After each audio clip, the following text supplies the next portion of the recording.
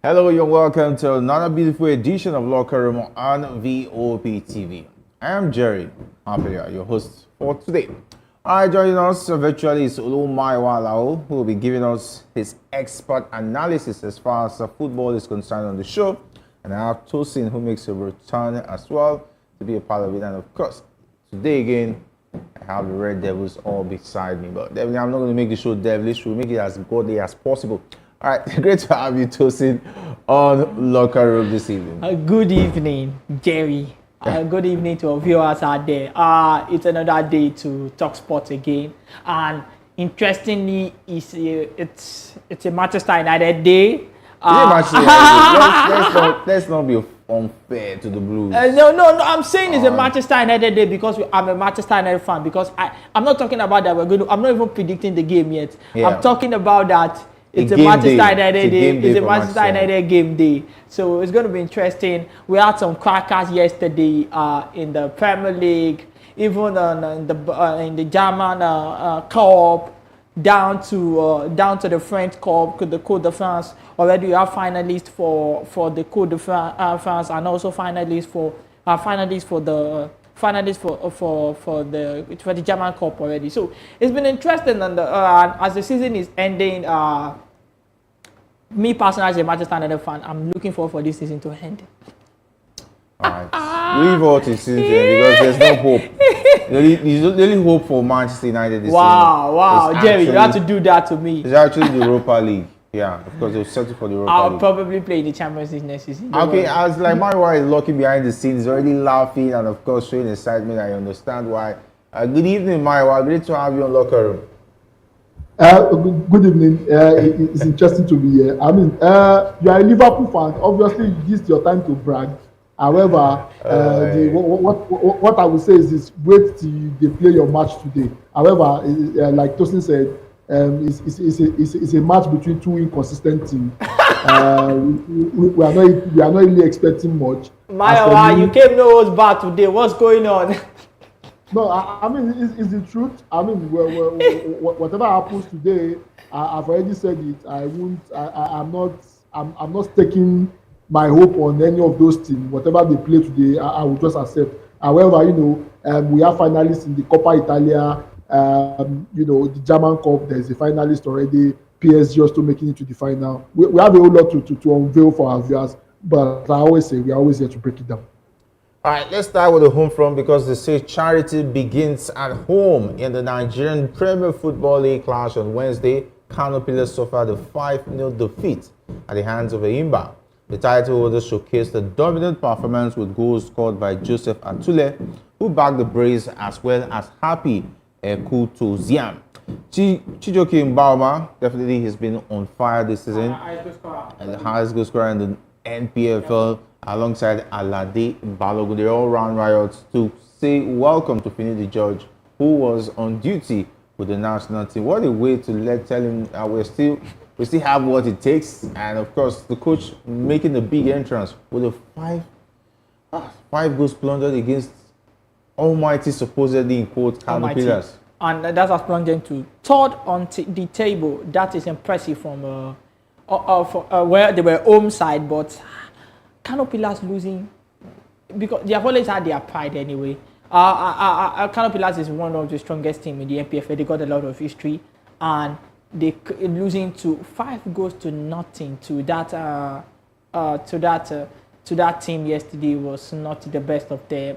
It didn't show progress that the team has able to achieve. They got relegated, they came back, and it seems that they've seen a little bit of progress. But that defeat yesterday just showed like 5 steps backwards.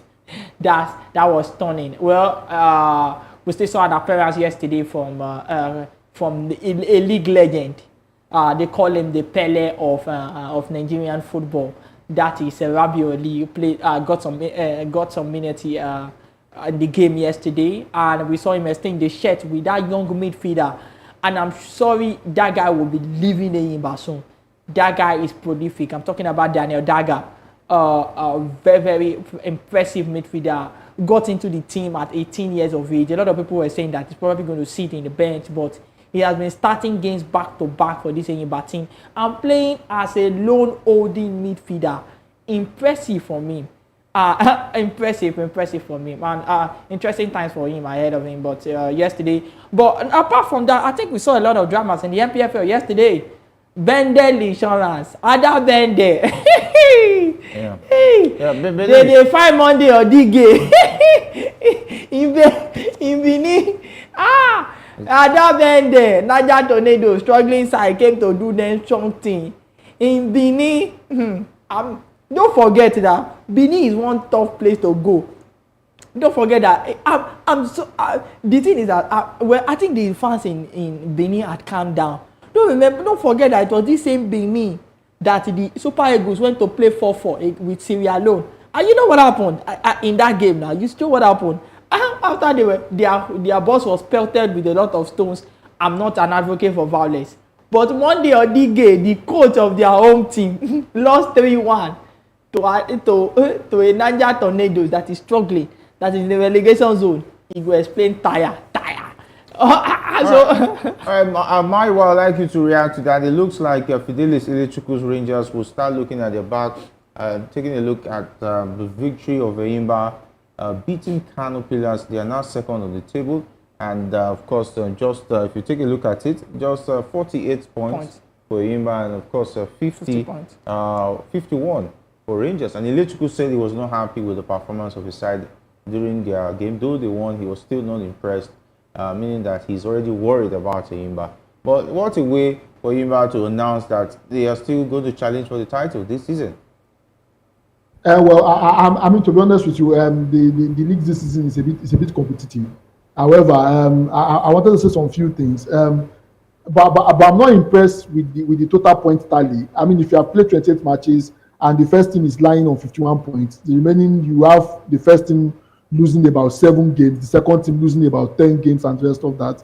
It shows that this home away syndrome we have not fully eradicated it. However, good one for Enyimba. About 2 weeks ago, we were joking around about Finidi Ball. I guess Finidi Ball worked yesterday. But you must give some credit. You must give some credit to their assistant anyway. He has held down this side while he was away. So Maya, don't do this. Maya, you need to give some credit to the assistant that has held forth while Finidi was away. Don't do that. Finidi came back yesterday and they scored 5. I mean, when Finidi was away, they didn't score 5 goals. So Finidi Ball is actually working. And I hope you can translate that into the national team. However, you are an apostle of Finidi Ball now. However, Tosin mentioned the 18-year-old Daniel Daga. I was trying to remember his name. Thank you for mentioning the name. I think that guy is the one for the future. Thank God he's playing for Enyimba, and Finidi has a link to the national team. These are the kind of people that should give our supposed established player in the national team a run for their money. He gave a good account of himself yesterday. And to be honest with you, if not for anything, I think it should be part of the squad for the next World Cup qualifier. I think these are ways we'll be able to encourage these kind of players, for them to be able to show the kind of class. To be honest, Enyimba is really doing well. Enugu Rangers should watch their back. I mean, Enyimba is coming with full force. Good one for Nigerian League. I mean, good one for Finidi and good one for Enyimba. Dispatching Kano, the Kano State team 5-0, and also Bender Insurance losing at home. I was surprised that this morning there was no news about people destroying things and the rest of that. I'm not advocating for violence, but however, we know how Benin crowd are. I've been to that place a couple of times, and I know how they react when they lose. So it's really good that we are seeing football without violence. They are very strong followers of the MPFL. Extremely strong followers. We also have the issue in Ibadan also. Our brothers in the southwest here, they are very, very close followers of Shooting Stars. You don't come to Ibadan and be doing nonsense. All right. It was also a day of very interesting result where Doma United put an end to their 10-game winless streak with a 1-0 victory over Akwa United. And Emmanuel Jesama scored the decisive goal in the 6th minute of the match. Lobby Stars, after the 1-1 draw with Sporting Lagos, dropped to the 3rd position on the league table, and Sporting Lagos took the lead with a goal by Junior Lukosa in the first half, but Samuel Tiza equalized for the visitors in the 61st minute. And most people don't know the team I support in the NPFL. It's not being insurance. What It's do you Lobby support? Stars. Wow. Lobby Stars. Wow. I have a good following of them. The Benue boys. Yeah. Wow. I used to have their jerseys, and even the media officer was a very good friend of mine back then. I don't know who's currently their media officer. But anyway, Rangers claimed the 2-0 victory against Sunshine Stars in Akure. But Fidelis Electrical, the coach of the side, said he was not impressed. He went away and got 2-0 victory. And what else was he asking for? Was he trying to be an Oliver Twist? No. The thing is that perfection. the thing is not. Yes, it's trying to get a team that is strong enough to win the league and also compete in the continental football. Because Fidelis Ilechukwu is not a guy that has not won the league before. That's why you say that maybe this is what is happening to him. He has won it with an MFM team. He won it with Plateau United. So it's not that he has not won the league before.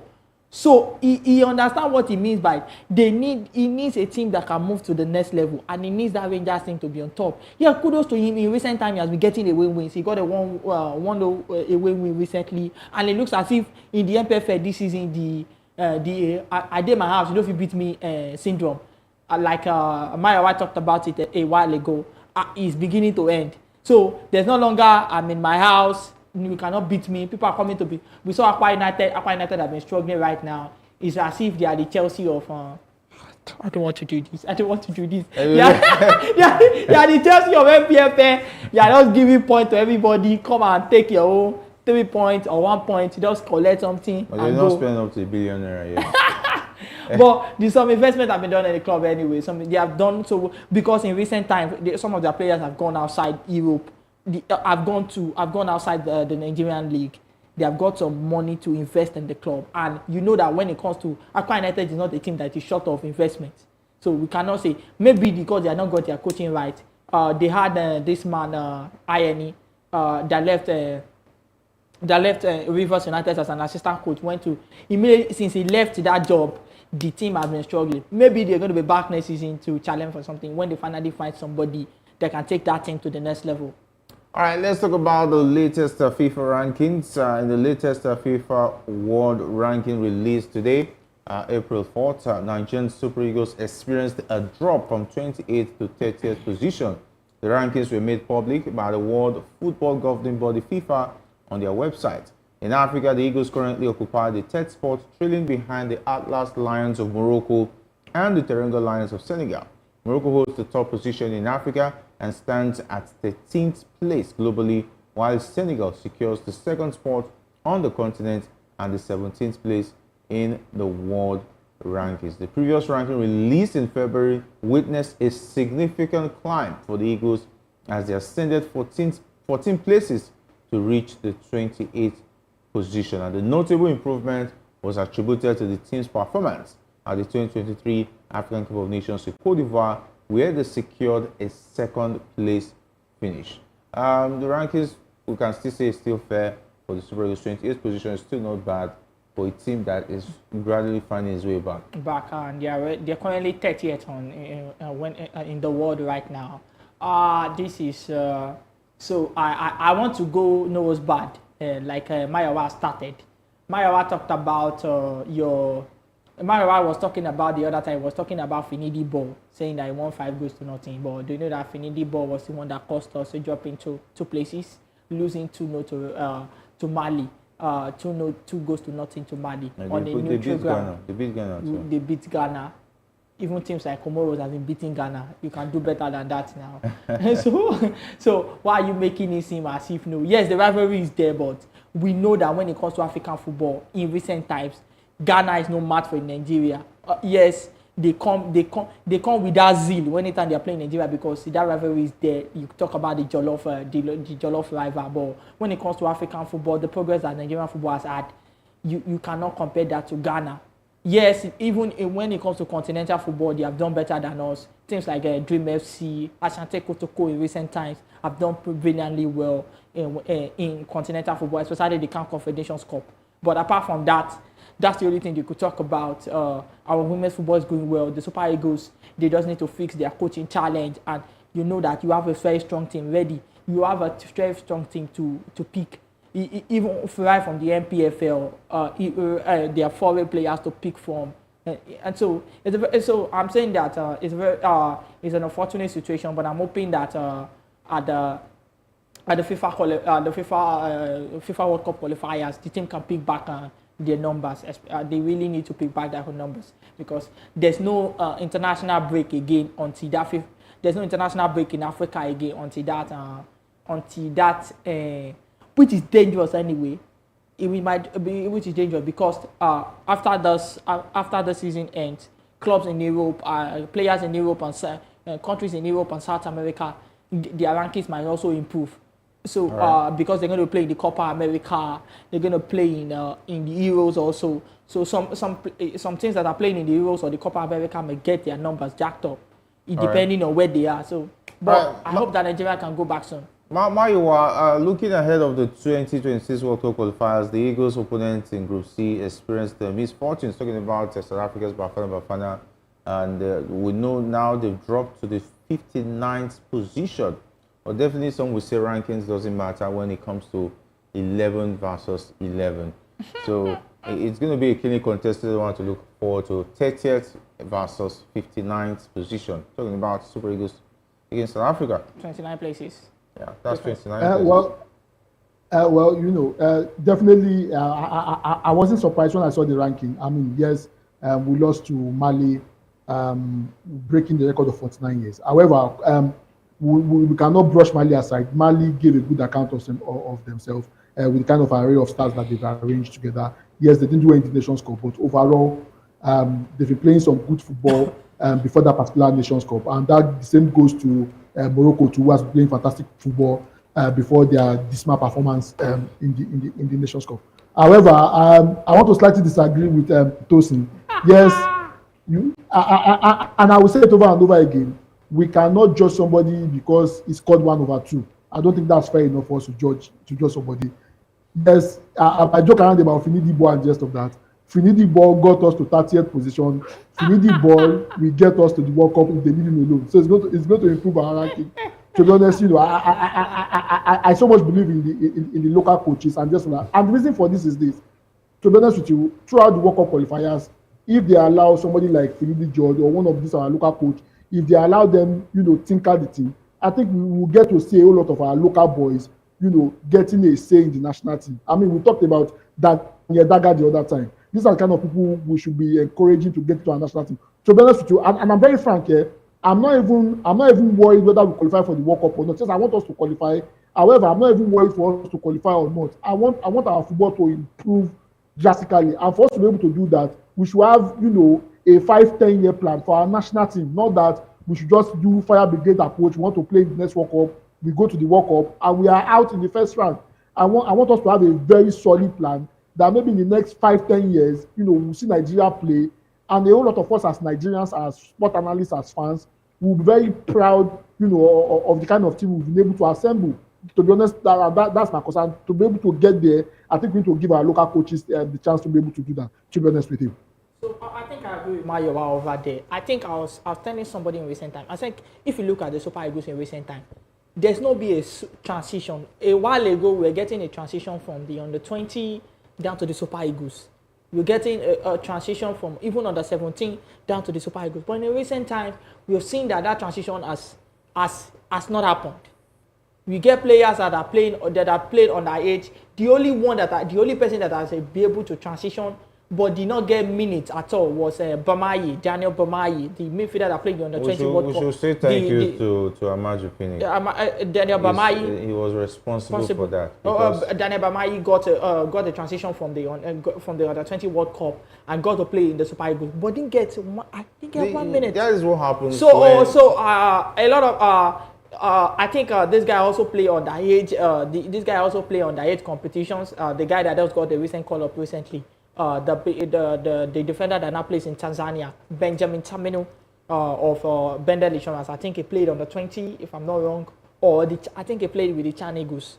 I think he transitioned. Yeah, it's one thing to want things to happen that way. Let's not forget, before Amaju Pinnick came on board, we had transition. We had coaches like Nathan, talking about Yemi Teller coming to coach the team. We had the likes of Amunike, These are guys who coaching the yeah, coaching the underage boys. Teams. But we even have I can't remember, was that Obu? John Obu also coaching the guys. Yes. Was it the last on the 17? He also went as far as the World Cup and so on and so forth.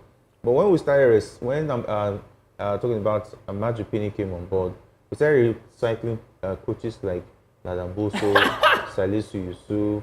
Because we're not making progress. At a point, there was no fruitfulness from the age grade teams. Even the Super Falcons was not going to the Olympics. They are 23. Let's not forget what happened. Yes, Jerry. To CRC's team. Yes. Where the team got there 9 minutes. We could not achieve anything out of it. I remember that one of the players at that competition was saying that their first meal in that their first meal, I think it was Brazil. Their first meal at that Olympics was provided by John Obi Mikel. John Obi Mikel will never be forgotten in the history of Super Let's not even go into that. I remember that. Now we have the young man was saying that it was a burger. It's not even a proper meal. They had a burger to play their first game, and that burger was actually bought for everyone in the team by John Obi Mikel. And they played 3-3 against Japan. So let's not even go there. So it's been interesting times, but I think I want to play a little bit of defense for Amaju Pinnick.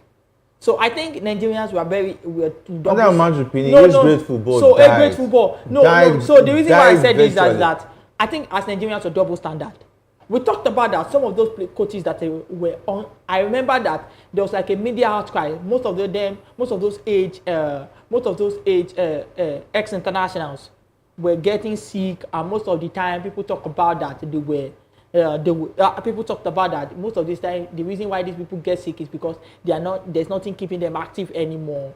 Some of these people cannot even finance their family. They fall into depression and some of these things, and that's the reason why they're dying off. And it's not that people should be donating. I think the NFF should help them. And I was seeing calls by even so-called sport journalists in this country talked about that these people should be maybe giving on 8th grade teams to coach, and the salary should be paid for them so that at least they can use some of these things. How many of these?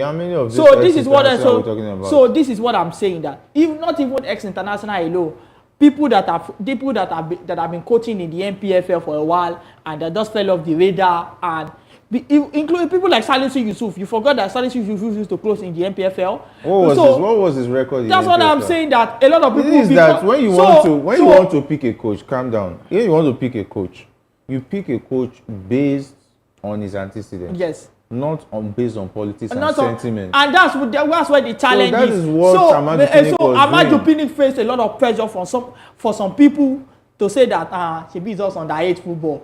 Shebi is just underage football. You can give them. If not, when we talk about it, some of the coaches some of our assistants. That's why when this guy came, he said, I like what he did. A lot of people came out to say, that's not fair. But I told them, I agree with him when he said that assistants should be paid on match-based basis. Because some of these guys come as assistants, they literally do nothing. They just travel with the thing, carry ball up and down, and equipment. Nothing, and they collect salary. If we go into the details of age grade football and how he died, I was one of those who was calling for the head of Amaju Pinnick during the time. And at the end of the day, unfortunately, he used all those 8th grade teams with their coaching to do settlements. There was even a time the team was now being paid based on when they go for competitions. Yes. When they come to camp, they only give them feeding allowance. There was nothing like allowance.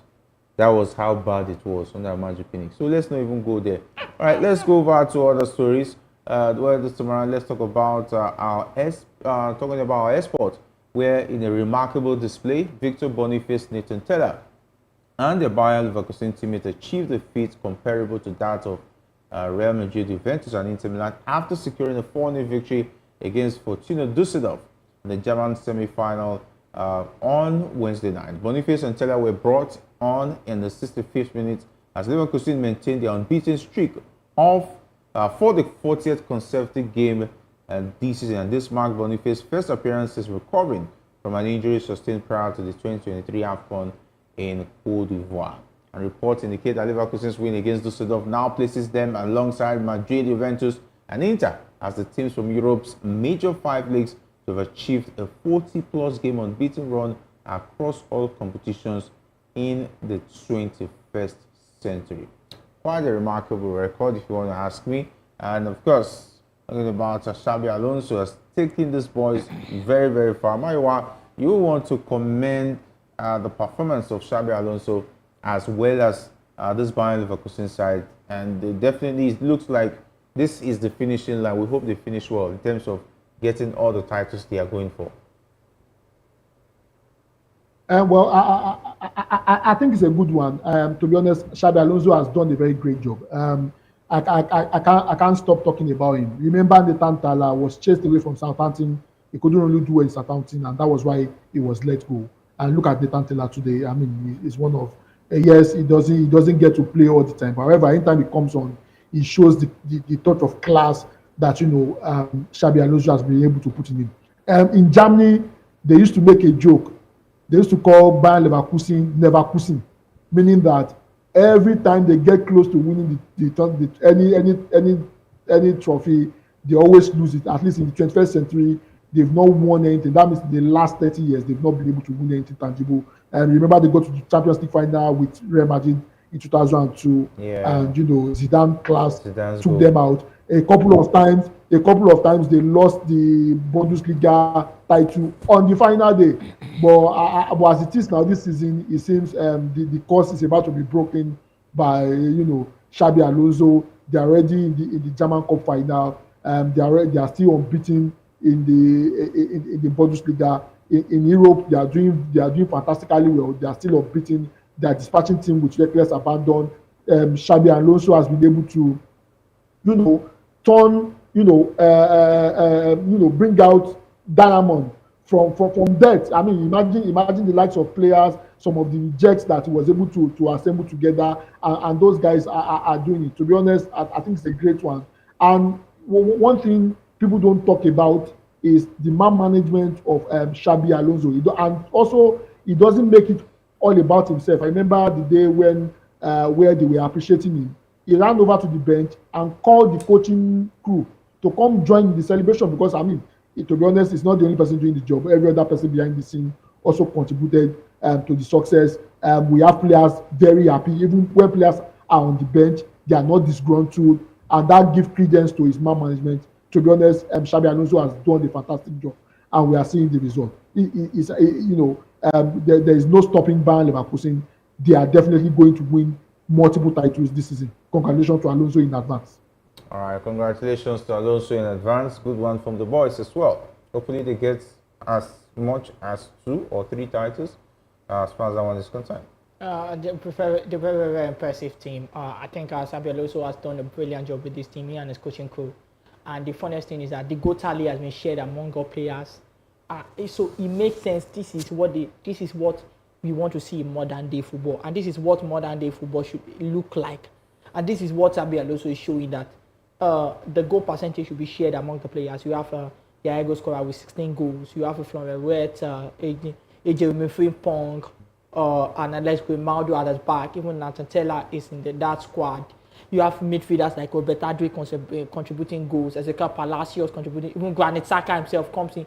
It's been a while he scored, but comes in to also score. So you want to have that kind of all-round team where everybody sees themselves as, okay, yes, I can also provide the goals when it is needed. Etin Tatoba have come in to also score goals. So it's a very all-round team. He has done a brilliant job, and this is what I like to see. I'm not saying that I don't want to see a team whereby only like 3 or 4 players are providing the goals, but now I just mentioned like 5-6 players that are providing the goals for this team, which is extremely important. Even players like Natantella have a role to play in the team. Players like Joseph Stanisic that is on loan from Bayern Munich has also come into some games to also score goals for them. This is impressive for me. Cool. Well done to Xabi Alonso. All right, let's go over to the English Premier League. Phil Foden struck a stunning hat-trick as Manchester City continue to apply pressure to Premier League title rivals Arsenal and Liverpool with a commanding win over Aston Villa at the Etihad Park. Manager Pep Guardiola left key men Erling Haaland and Kevin De Bruyne on the bench after Sunday's drab draw with Arsenal, but the reigning champions still had too much for injury hit Villa, who also lost goalkeeper Emiliano Martinez to illness just before kickoff. They say the rest is history. And of course, taking a look at City, it looks like they are not going to let the sleeping dogs lie in this running for the Premier League title, Maiwa.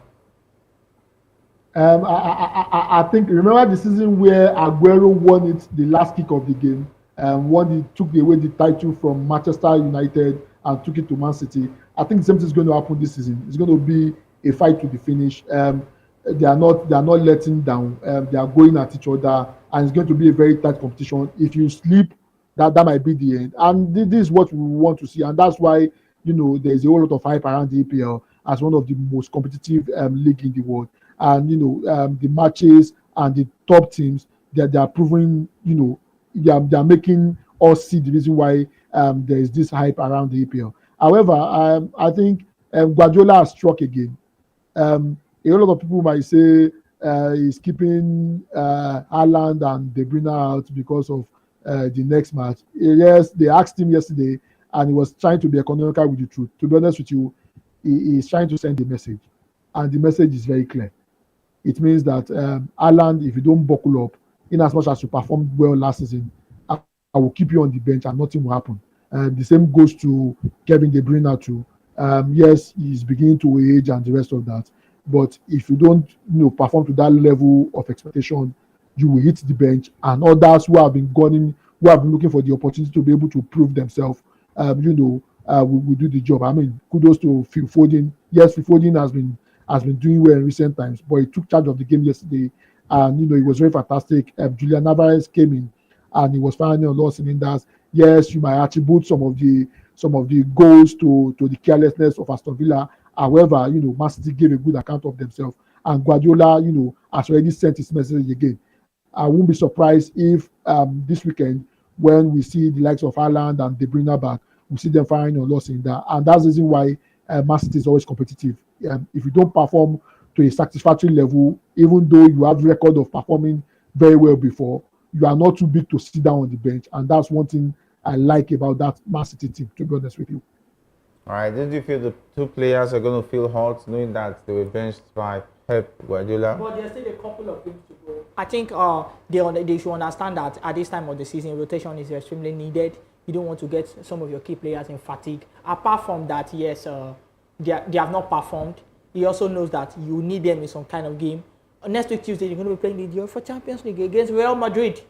The quarterfinals, yes, you're going to be playing the quarterfinals against Real Madrid. So you don't want that kind of issue to happen when they are playing Real Madrid and you are having most of your players already fatigued or some of them injured. So it's at this time of the season, especially clubs playing in Europe, where you need so much of squad rotation. And Guardiola is one coach that knows how to do that best because he has so many players and he knows how to tweak even play. He knows how to tweak the formation to the satisfaction of the team. So I watched the game a bit yesterday. I saw the team was impressive.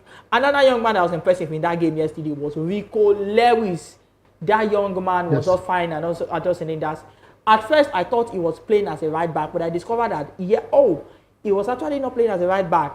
Guardiola actually played a 3-man centre back yesterday. A lot of people didn't know, but at first thought the young man was playing alongside Rodri in the midfield. So what Guardiola did was to play a 3-2-4-1, and you had at the back you had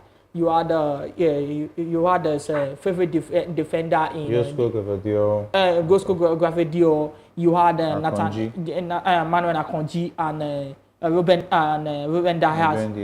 Dias. In the midfield, you have the combination of Rico Lewis and Rodri, and at the front you had Bernardo Silva, you had Jeremy Doku, Jack Grealish, and Phil Foden.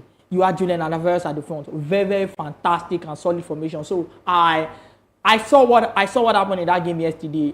It was not a team of errors from Aston Villa.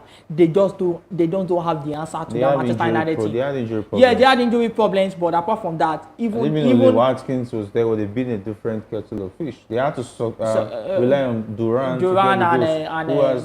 who is more or less a makeshift. No, apart from players like Buendia and apart from that, they had a John Duran. even the team was looking like a shadow of himself yesterday. They decided to sit so deep and relied on counter. But Manchester City was a team that were willing to dominate possession. They tickled and attacked them. Yes. And we went there. So that's what I said, that they had no answer for that Manchester City team yesterday. All right. Okay, and the win leaves City level on points with Liverpool, who play Sheffield United at Anfield later tonight, and the point behind Arsenal, who top the table after beating Luton Town. You were expecting Arsenal to defeat Luton Town. We didn't expect anything different, but we've seen what Luton Town have done to some other teams. And if you take a look at the record, I think there's a record that is silently being spoken about as far as Luton Town is concerned. They're the first, talking about a side coming from the championship to score so many goals against the top six. Against the top six, and it's quite a record for Luton Town, but they could not do it against Arsenal last night. But of course, Arsenal is on top. And what do you make of the performance of Arsenal as well yesterday, Myra? To be honest with you, obviously everybody expected Arsenal to win that particular game. A whole lot of people, some people were making jokes yesterday that should Arsenal lose that particular game, Saka, Arteta will so much use Saka and not allow him to rest that Saka will end up using wheelchair to walk because of the kind of stress he will go through in the hands of Arteta. However, he made 5 changes yesterday, and to be honest with you, those guys gave a good account of themselves.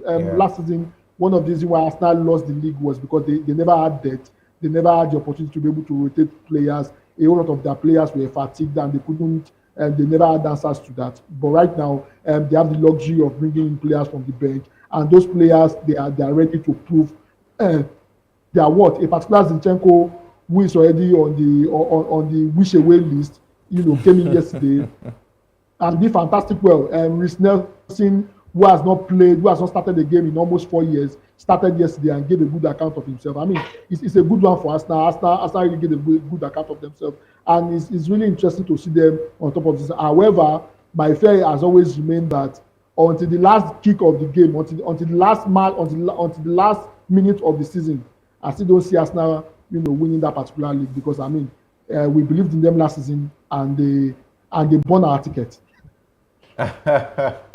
All right, Brighton and Brentford shockingly played out the goalless draw. These are two sides who score goals a lot, but I don't know what happened to Brighton yesterday and Brentford. What was the plan? I think Brentford just had the answer to them yesterday. I saw a bit of the game yesterday also.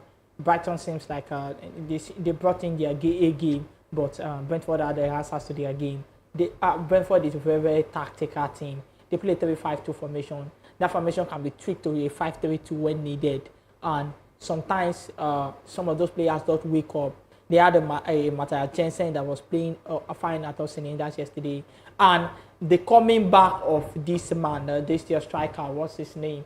Ivan Toney has really helped that team yesterday. We saw what happened against Manchester United. They are really the return of Ivan Toney has really helped that team.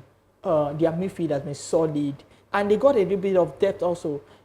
They got a Russian that played against Manchester United. They got Matthias Jensen on the bench. They got the likes of Mikel Damsgaard, Franco Yeka on the bench. Up front, they can play Joshua Da Silva. They can play Ivan Toney and what's this young Ivan Toney and what's this this man from DR Congo called? I'm trying to remember the name. I can't remember the name. Wissa. Yes, Yon Wissa. They can play Yon Wissa, or they play the Cameroonian Brian Mbuemo and Joshua Da Silva. So they got a couple of and there's this young man they got from Germany last season also, but I can't think he's injured. His name is Sharp. I think he's even on Nigerian D-set. They're a very decent average team. So unfortunately, it's just unfortunate that they have struggled this season.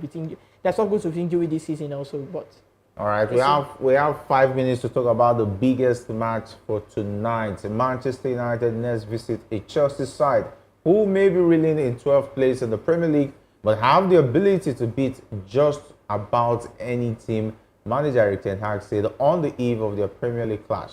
United are sixth in the standings with 48 points, 11 behind fourth place Aston Villa, but with a game in hand and need a win at Stamford Bridge in the pursuit of Champions League football. They defeated Mauricio Pochettino's side 2-1 at Old Trafford in December, thanks to a Scott McTominay double.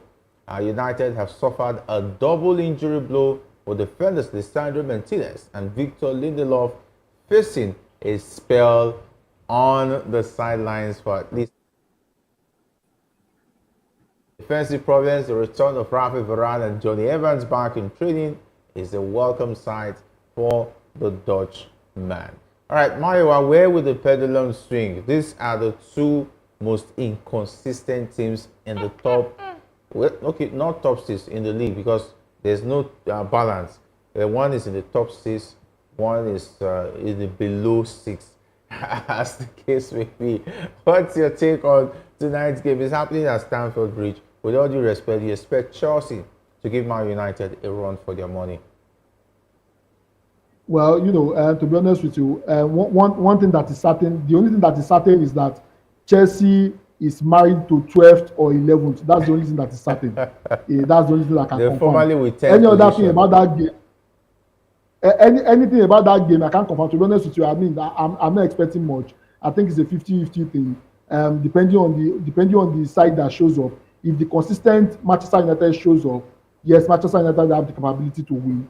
If the consistent Chelsea shows up, Chelsea have the capability to win. And like you said, what has remained consistent is that the two teams have remained inconsistent. To be honest, in the scheme of things, Manchester United and Chelsea, they are not teams worth talking about. To be honest, I'm a huge Manchester United fan, but I mean we have been very disappointing. Yes, we beat Liverpool. We are in the semi-final of the FA Cup. Yeah, and the rest of that. But to be honest, our performance has been so shabby. I mean, it's just, to be honest, like I always say, whatever happens to Manchester United this season, that's just it. To be honest. You already give it up. You just said anything that happens, anything, young pepper scatter. Let's just do it and see what happens at the end of the season. But for Manchester United, they've been off and on. But going into this game, looking at the team they will parade tonight, Evans is going to be back, Barren is going to be back at defense. Can they stop the likes of Cole Palmer, Noni Madueke, Chukwuemeka, of course, Raheem Sterling? The combination of Barren and Evans is something we've seen this season. I don't know. I saw them against Liverpool. So it's something that we have seen this season, and they're very, very, very impressive. Both of them. The advantage they have is that they got the experience. They have played big games. They have played for big things. Evans played for Manchester United, former Manchester United player. This guy is coming from a Real Madrid team. He's a multiple-time Champions League winner. He understands what it means going into this kind of games. So this is what they have to offer. Chelsea will also, don't forget that they also like to anytime they have Thiago Silva playing in the team, there's always that morale booster in that defense. So this is what you get. So I think there's going to be a little bit of composure in that defense, even if that when it comes to running, these guys might not be able to run as much as those young men. Noni Madueke, the Cole Palmer, even the Mokale Modric. Even Raheem Sterling. Yeah, even Raheem Sterling. But I think they will still make a good account for himself. It depends on if Manchester United is able to set the pace of the game and not rely on, I say I want to rely on counter-attack football. My money is on a draw for this match. So your money might be on a draw, but one person might get one goal and say it's good night. All right, so what's your money on, Mayowa, for this game? You're not putting your money at all? Myself and David, we've been talking about Onana conceding 70 goals. I think it's getting close there. It's already above 60. It's about 64, 65 now. Well, to be honest, if I were to advise you, Jerry, yes. The money you want to place on it, please probably maybe you just use it to chop and yam. Keep your money and just. Or should he just go and have a drink with it? Maybe. All right, time really fast, but we just have to wrap it up on Locker Room. I want to say big thanks to Mayowa for being a part of the show this evening. Thanks so much. It's amazing to be here, and I hope Manchester United they make me proud this night. Thank you. Still make you proud. All right, all the best. All right, where do you sit? Draw, win for Man United? I'm a Manchester United fan. I'll sit on a win tonight. I'll sit on a win. I'm just hoping that some of the players can just man up it's that attack that I'm having a problem with, and it's that attack. The likes of Rashford, if Rashford and Garnacho can just man up a little bit today, maybe they can also that can, if they can rise up today, maybe they can boost the morale of this young man, Rasmus Holland, and maybe we don't know. Thank you very much, Tosin, for being a part of the show. And of course, big thanks to my production team for all making sure the show is great. Talking about the likes of Manfred and Samuel, and of course Jeremiah. My name is Jerry. Hi, saying thanks for being a part of the show. Until we meet again, stay safe, and if not anything at all, to it the sponsor.